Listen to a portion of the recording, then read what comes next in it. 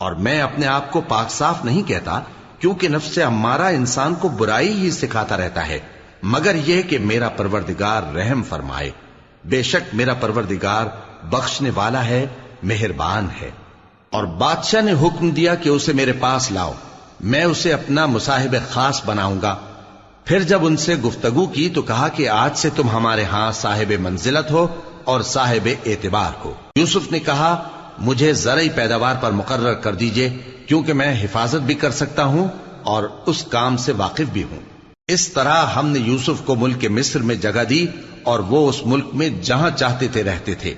ہم اپنی رحمت جس پر چاہتے ہیں کرتے ہیں اور نیکوکاروں کے اجر کو ضائع نہیں کرتے، اور جو لوگ ایمان لائے اور ڈرتے رہے ان کے لیے آخرت کا اجر بہت بہتر ہے۔ اور یوسف کے بھائی کنعان سے مصر میں غلہ خریدنے کے لیے آئے تو یوسف کے پاس گئے، تو یوسف نے ان کو پہچان لیا اور وہ ان کو نہ پہچان سکے۔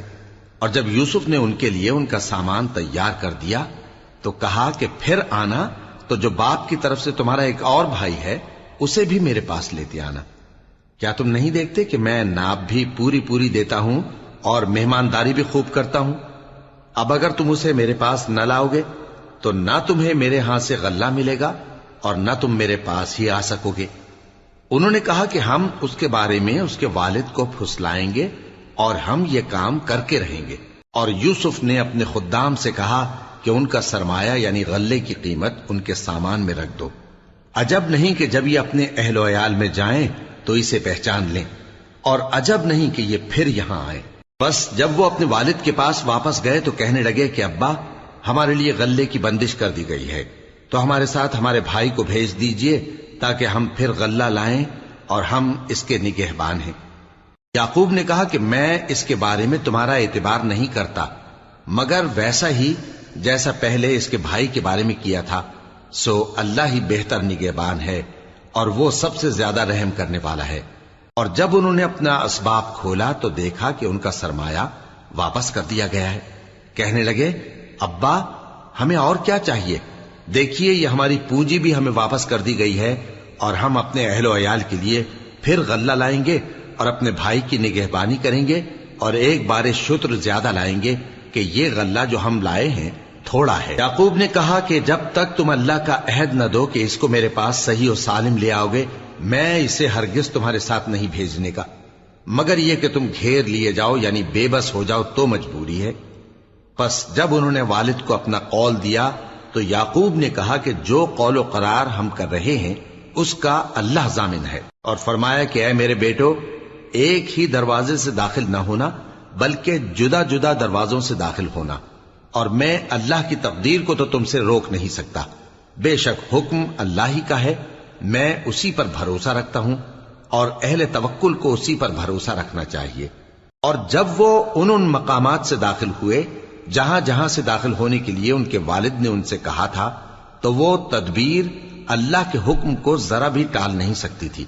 ہاں وہ یعقوب کے دل کی خواہش تھی جو انہوں نے پوری کی تھی، اور بے شک وہ صاحب علم تھے، کیونکہ ہم نے ان کو علم سکھایا تھا، لیکن اکثر لوگ نہیں جانتے۔ اور جب وہ لوگ یوسف کے پاس پہنچے تو یوسف نے اپنے حقیقی بھائی کو اپنے پاس جگہ دی اور کہا کہ میں تمہارا بھائی ہوں، تو جو سلوک یہ ہمارے ساتھ کرتے رہے ہیں اس پر افسوس نہ کرنا۔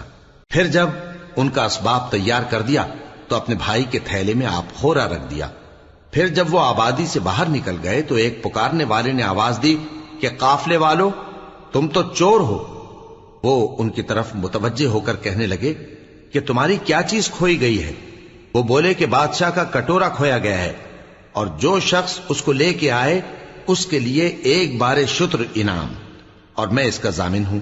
وہ کہنے لگے کہ اللہ کی قسم تم کو معلوم ہے کہ ہم اس ملک میں اس لیے نہیں آئے کہ خرابی کریں اور نہ ہم چوری کیا کرتے ہیں۔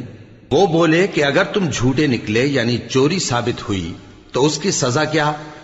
انہوں نے کہا کہ اس کی سزا یہ کہ جس کے تھیلے میں وہ دستیاب ہو وہی اس کا بدل قرار دیا جائے، ہم ظالموں کو یہی سزا دیا کرتی ہیں۔ پھر یوسف نے اپنے بھائی کے تھیلے سے پہلے ان کے تھیلوں کو دیکھنا شروع کیا، پھر اپنے بھائی کے تھیلے میں سے اس کو نکال لیا۔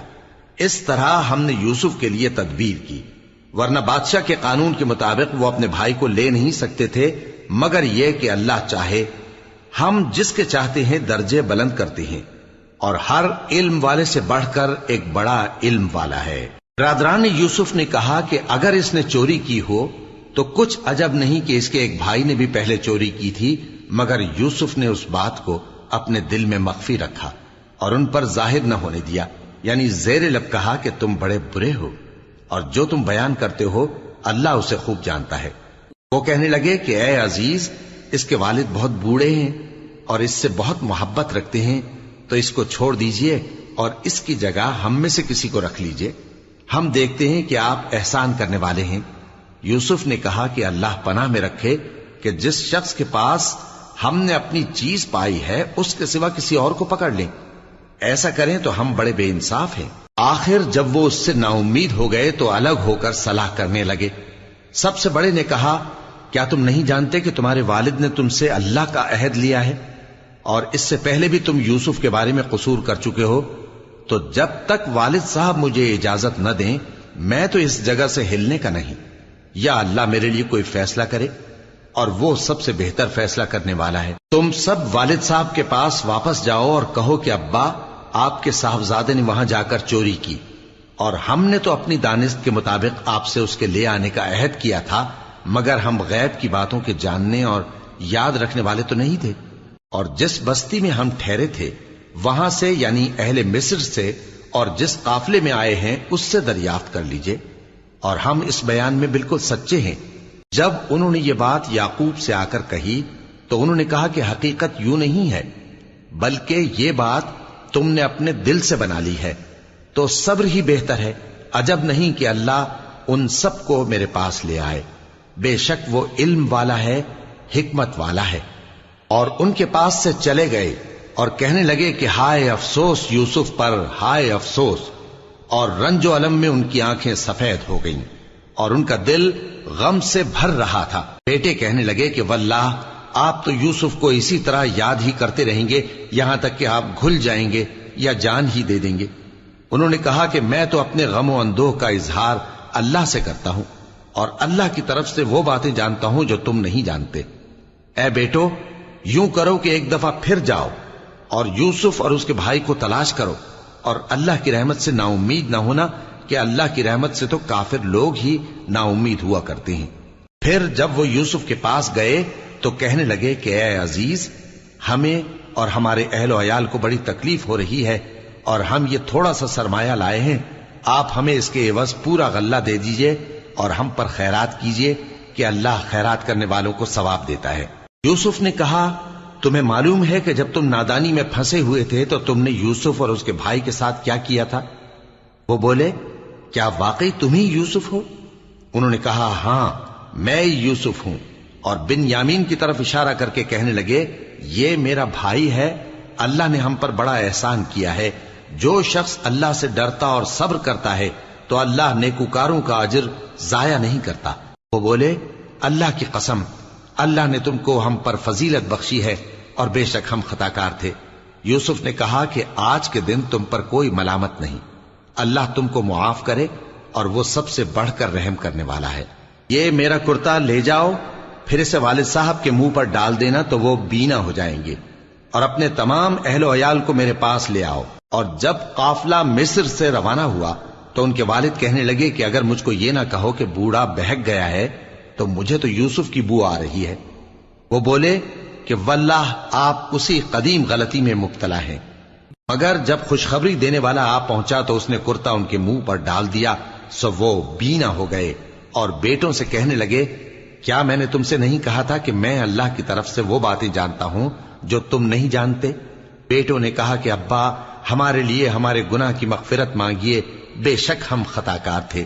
فرمایا، میں اپنے پروردگار سے تمہارے لیے بخشش مانگوں گا، بے شک وہ بخشنے والا ہے، مہربان ہے۔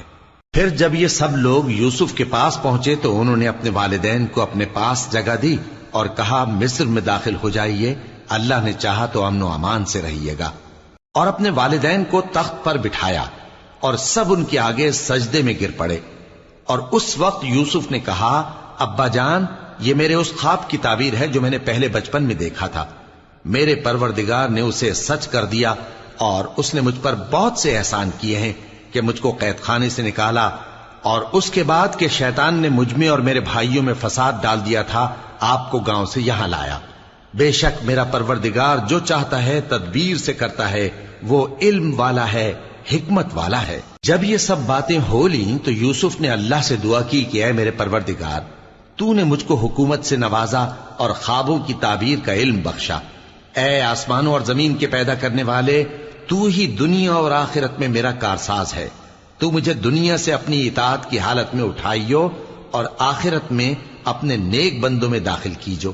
اے پیغمبر، یہ اخبار غیب میں سے ہیں جو ہم تمہاری طرف بھیجتے ہیں۔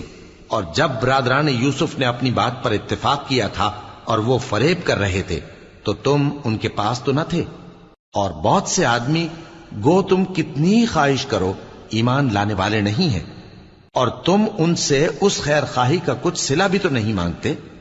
یہ قرآن اور کچھ نہیں تمام جہانوں کے لیے نصیحت ہے، اور آسمان و زمین میں بہت سی نشانیاں ہیں جن پر سے یہ گزرتے ہیں اور ان کو نظر انداز کر دیتے ہیں، اور یہ اکثر اللہ پر ایمان نہیں رکھتے مگر اس کے ساتھ شرک بھی کرتے ہیں۔ تو کیا یہ اس بات سے بے خوف ہیں کہ ان پر اللہ کا عذاب نازل ہو کر ان کو ڈھانپ لے، یا ان پر ناگہاں قیامت آ جائے اور انہیں خبر بھی نہ ہو؟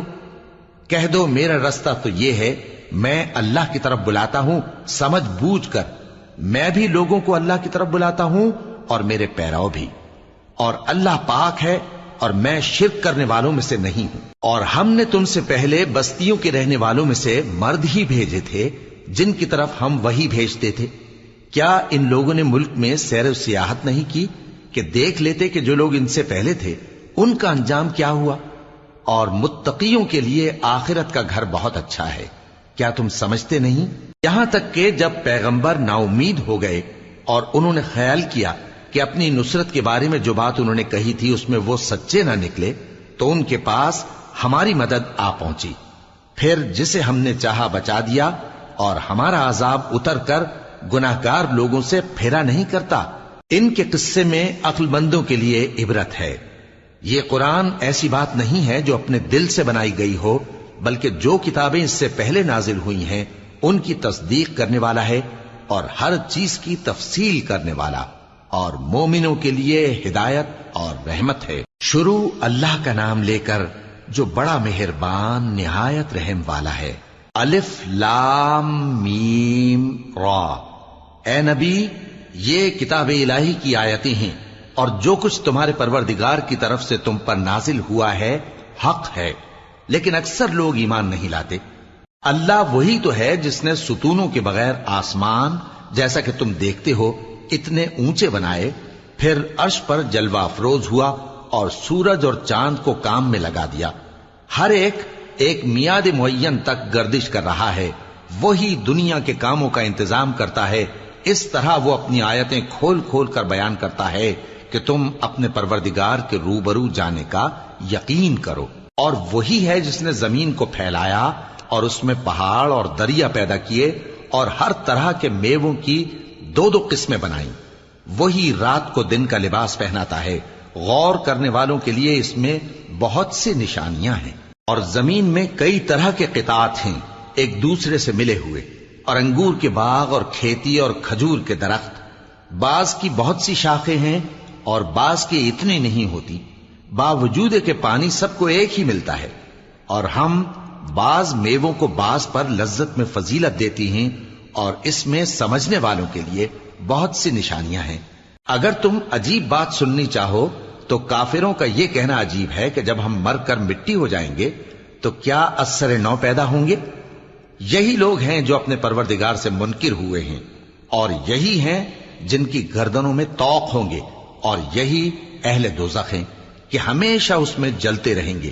اور یہ لوگ بھلائی سے پہلے تم سے برائی جلدی سے مانگتے ہیں، یعنی طالب عذاب ہیں، حالانکہ ان سے پہلے عذاب واقع ہو چکے ہیں۔ اور تمہارا پروردگار لوگوں کو باوجود ان کی بے انصافیوں کے معاف کرنے والا ہے، اور بے شک تمہارا پروردگار سخت عذاب دینے والا ہے۔ اور کافر لوگ کہتے ہیں کہ اس پیغمبر پر اس کے پروردگار کی طرف سے کوئی نشانی کیوں نازل نہیں ہوئی؟ اے نبی، تم تو صرف خبردار کرنے والے ہو، اور ہر ایک قوم کے لیے رہنما ہوا کرتا ہے۔ اللہ ہی اس بچے سے واقف ہے جو عورت کے پیٹ میں ہوتا ہے، اور وہی پیٹ کے سکڑنے اور بڑھنے سے بھی واقف ہے، اور ہر چیز کا اس کے ہاں ایک اندازہ مقرر ہے۔ وہ چھپی اور ظاہر چیزوں کا جاننے والا ہے، سب سے بزرگ ہے، عالی رتبہ ہے۔ کوئی تم میں سے چپکے سے بات کہے یا پکار کر، یا رات کو کہیں چھپ جائے یا دن کی روشنی میں کھلم کھلا چلے پھرے، اللہ کے نزدیک برابر ہے۔ اس کے آگے اور پیچھے اللہ کے چوکیدار ہیں جو اللہ کے حکم سے اس کی نگرانی کرتے ہیں۔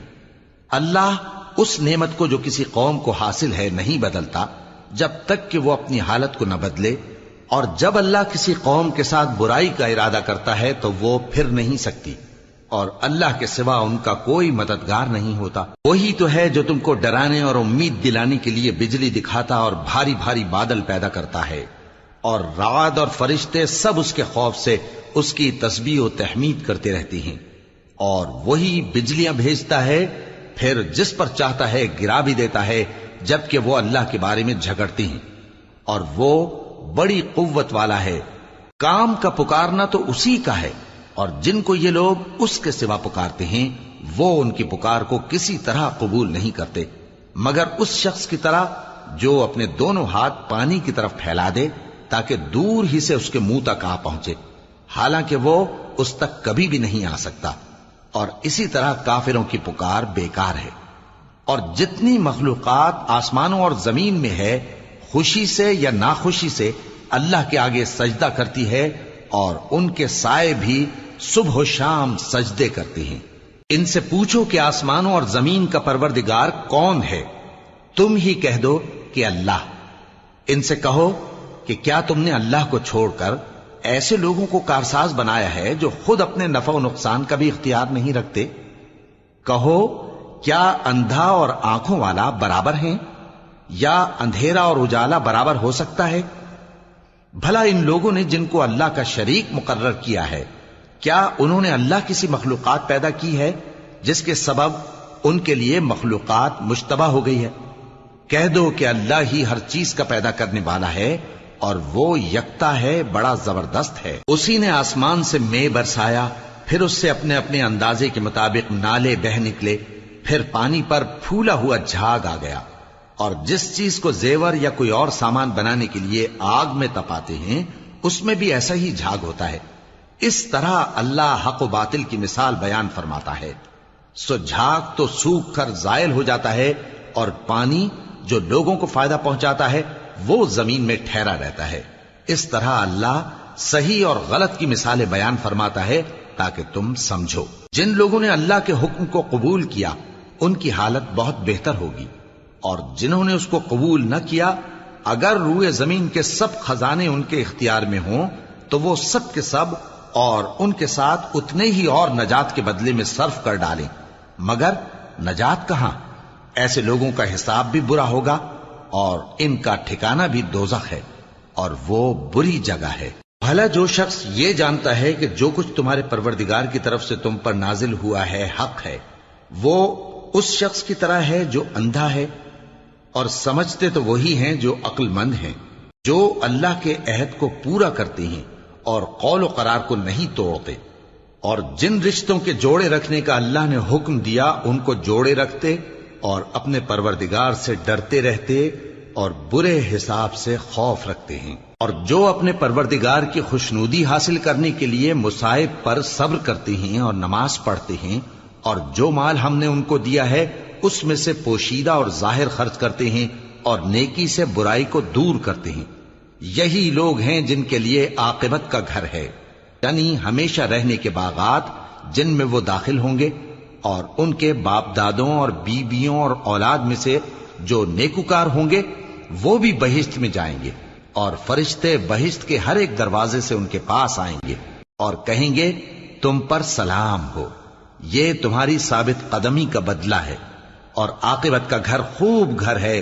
اور جو لوگ اللہ سے پختہ عہد کر کے اس کو توڑ ڈالتے اور جن رشتوں کے جوڑے رکھنے کا اللہ نے حکم دیا ہے ان کو قطع کر دیتے اور ملک میں فساد کرتے ہیں، ایسوں پر لعنت ہے اور ان کے لیے برا انجام ہے۔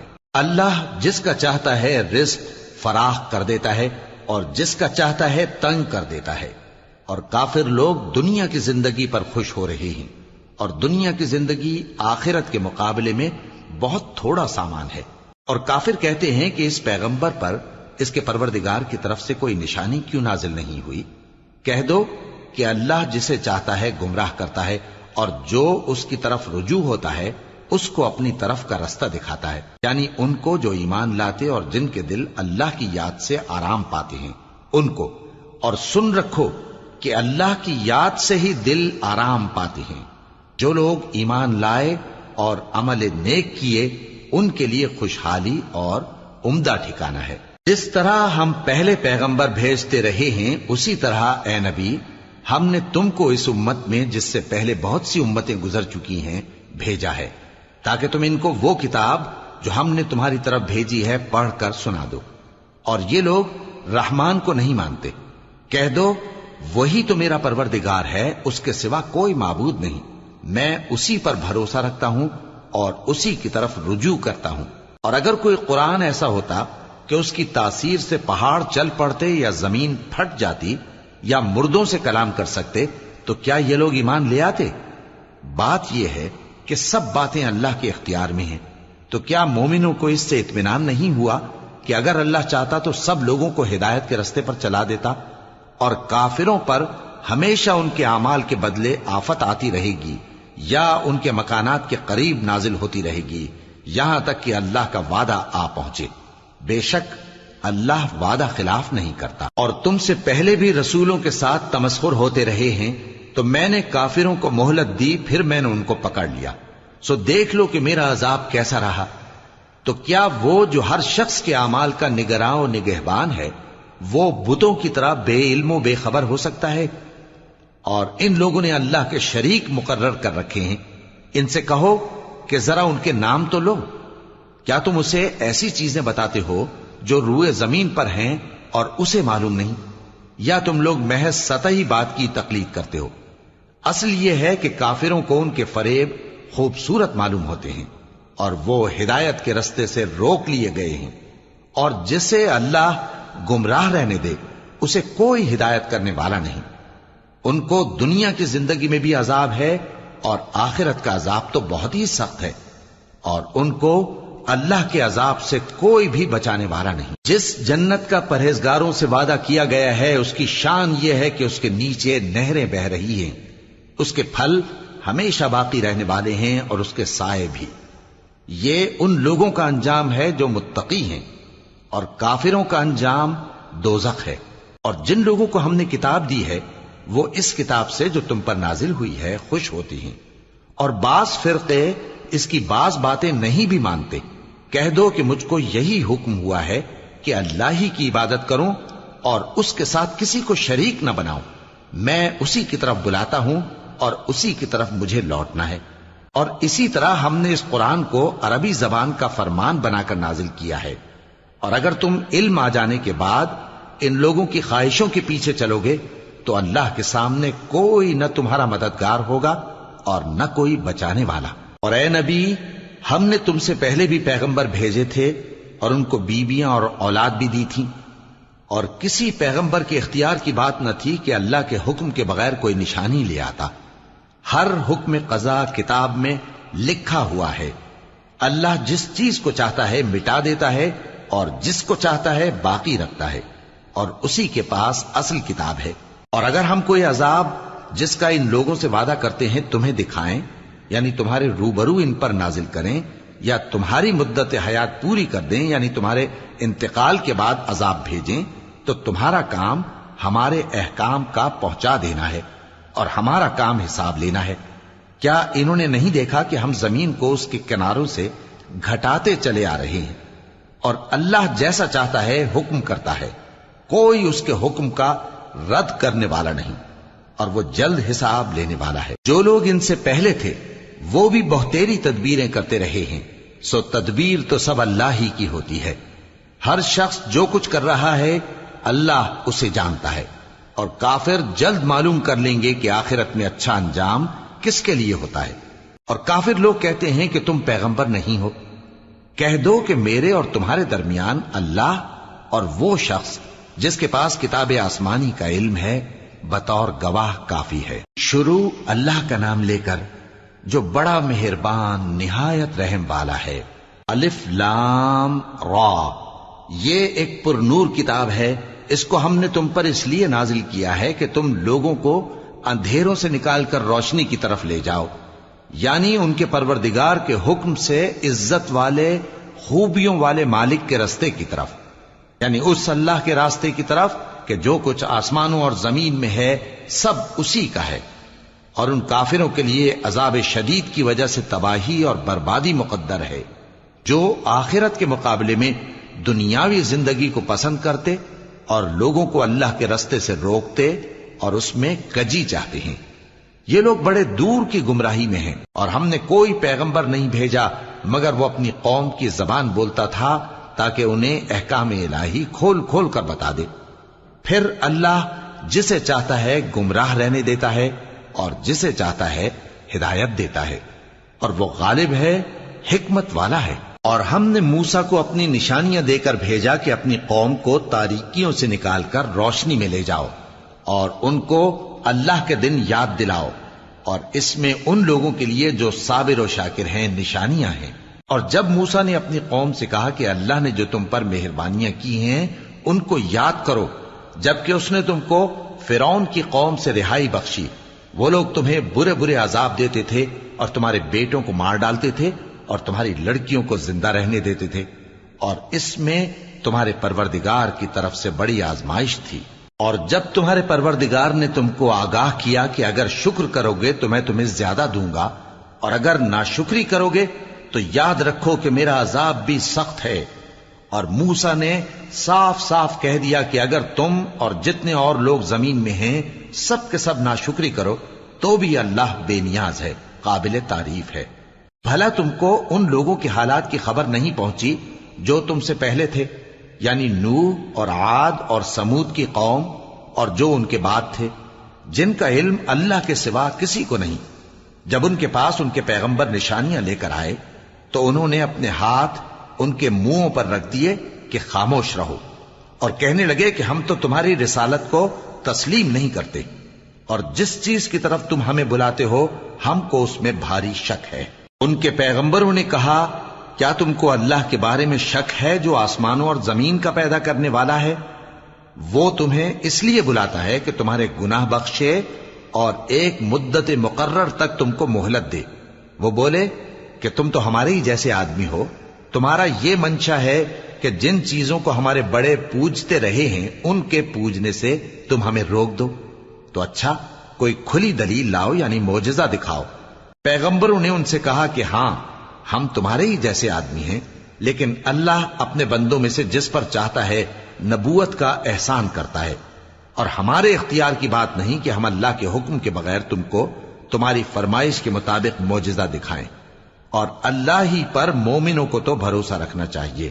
اور ہم کیوں اللہ پر بھروسہ نہ رکھیں حالانکہ اس نے ہم کو ہمارے دین کے سیدھے رستے بتائے ہیں، اور جو تکلیفیں تم ہم کو دیتے ہو اس پر ہم صبر کریں گے، اور اہل توکل کو تو اللہ ہی پر بھروسہ رکھنا چاہیے۔ اور جو کافر تھے انہوں نے اپنے پیغمبروں سے کہا کہ یا تو ہم تم کو اپنے ملک سے باہر نکال دیں گے یا تم ہمارے مذہب میں واپس آ جاؤ۔ بس ان کے پروردگار نے ان کی طرف وحی بھیجی کہ ہم ظالموں کو ہلاک کر دیں گے اور ان کے بعد تم کو اس زمین میں آباد کر دیں گے۔ یہ اس شخص کے لیے ہے جو قیامت کے روز میرے سامنے کھڑے ہونے سے ڈرے اور میرے عذاب سے خوف کرے۔ اور پیغمبروں نے اللہ سے فتح چاہی اور ہر سرکش ضدی نامراد رہ گیا۔ اس کے پیچھے دوزخ ہے اور اسے پیپ والا پانی پلایا جائے گا، وہ اس کو گھونٹ گھونٹ کر کے پیے گا اور گلے سے نہیں اتار سکے گا، اور ہر طرف سے اسے موت آ رہی ہوگی مگر وہ مرنے میں نہیں آئے گا، اور اس کے بعد سخت عذاب ہوگا۔ جن لوگوں نے اپنے پروردگار سے کفر کیا ان کے اعمال کی مثال راکھ کی سی ہے کہ آندھی کے دن اس پر زور کی ہوا چلے جو اسے اڑا لے جائے۔ اسی طرح جو کام وہ کرتے رہے ان پر ان کو کچھ قابو نہ ہوگا۔ یہی تو پرلے سرے کی گمراہی ہے۔ کیا تم نے نہیں دیکھا کہ اللہ نے آسمانوں اور زمین کو تدبیر سے پیدا کیا ہے؟ اگر وہ چاہے تو تم کو نابود کر دے اور تمہاری جگہ نئی مخلوق پیدا کر دے، اور یہ اللہ کو کچھ بھی مشکل نہیں۔ اور قیامت کے دن سب لوگ اللہ کے سامنے کھڑے ہوں گے تو غریب پیروکار بڑے بن بیٹھنے والوں سے کہیں گے کہ ہم تو تمہارے پیرو تھے، کیا تم اللہ کا کچھ عذاب ہم پر سے دفع کر سکتے ہو؟ وہ کہیں گے کہ اگر اللہ ہم کو ہدایت کرتا تو ہم تم کو ہدایت کرتے۔ اب ہم گھبراہٹ ظاہر کریں یا صبر کریں، ہمارے حق میں برابر ہے، کوئی جگہ رہائی کی ہمارے لیے نہیں ہے۔ اور جب حساب کتاب کا کام فیصل ہو چکے گا تو شیطان کہے گا جو وعدہ اللہ نے تم سے کیا تھا وہ تو سچا تھا، اور جو وعدہ میں نے تم سے کیا تھا وہ جھوٹا تھا، اور میرا تم پر کسی طرح کا زور نہیں تھا۔ ہاں، میں نے تم کو گمراہی اور باطل کی طرف بلایا تو تم نے جلدی سے اور بے دلیل میرا کہنا مان لیا، تو آج مجھے ملامت نہ کرو، اپنے آپ ہی کو ملامت کرو۔ نہ میں تمہاری فریاد رسی کر سکتا ہوں اور نہ تم میری فریاد رسی کر سکتے ہو۔ میں اس بات سے انکار کرتا ہوں کہ تم پہلے مجھے شریک بناتے تھے۔ بے شک جو ظالم ہیں ان کے لیے درد دینے والا عذاب ہے۔ اور جو ایمان لائے اور عمل نیک کرتے رہے وہ بہشتوں میں داخل کیے جائیں گے جن کے نیچے نہریں بہہ رہی ہیں، اپنے پروردگار کے حکم سے وہ ہمیشہ ان میں رہیں گے، وہاں وہ ہر ملاقات پر ایک دوسرے کو سلام کہیں گے۔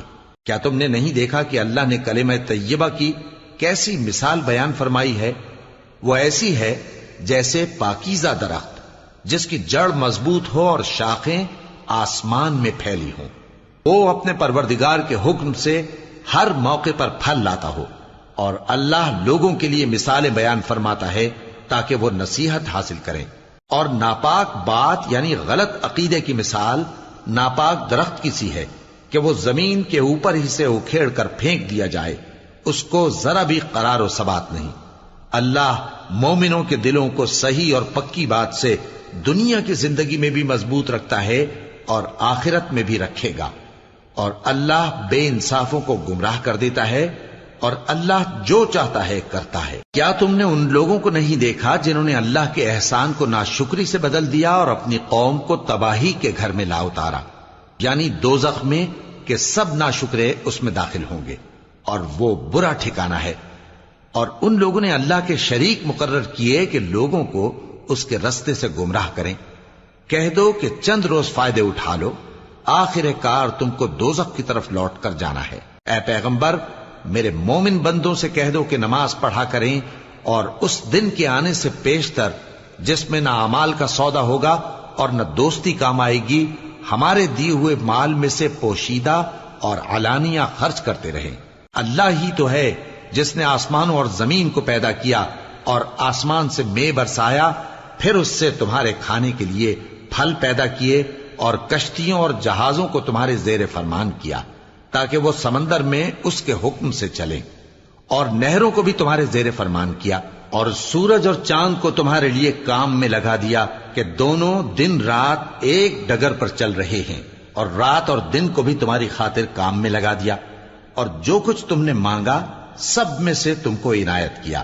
اور اگر اللہ کے احسان گننے لگو تو شمار نہ کر سکو، مگر لوگ نعمتوں کا شکر نہیں کرتے۔ کچھ شک نہیں کہ انسان بڑا بے انصاف ہے، ناشکرا ہے۔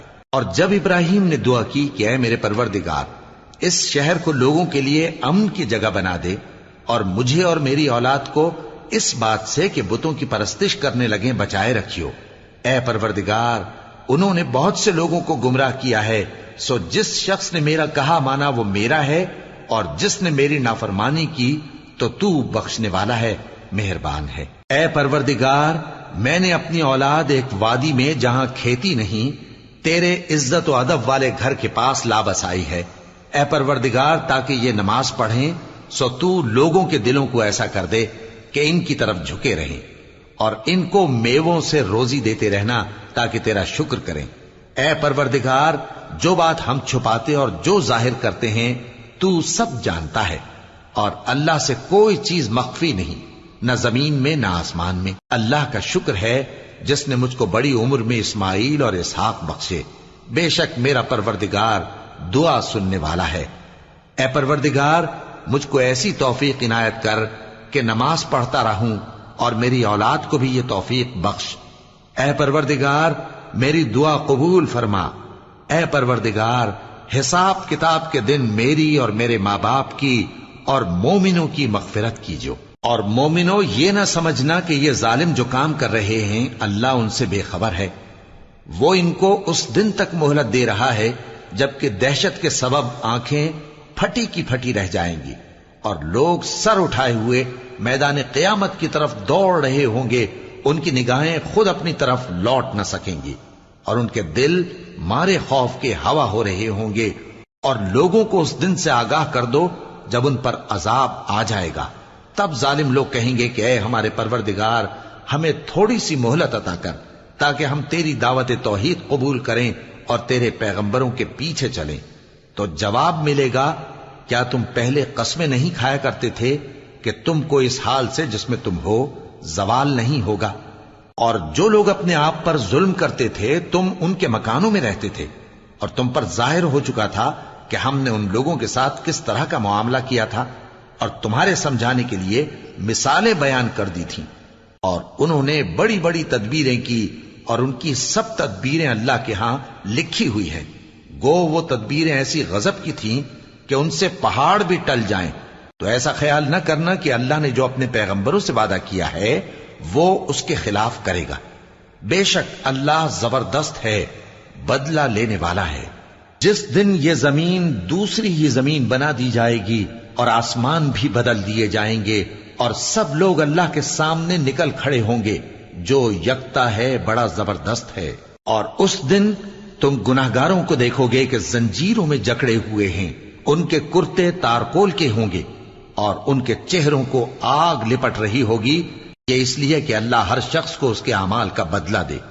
بے شک اللہ جلد حساب لینے والا ہے۔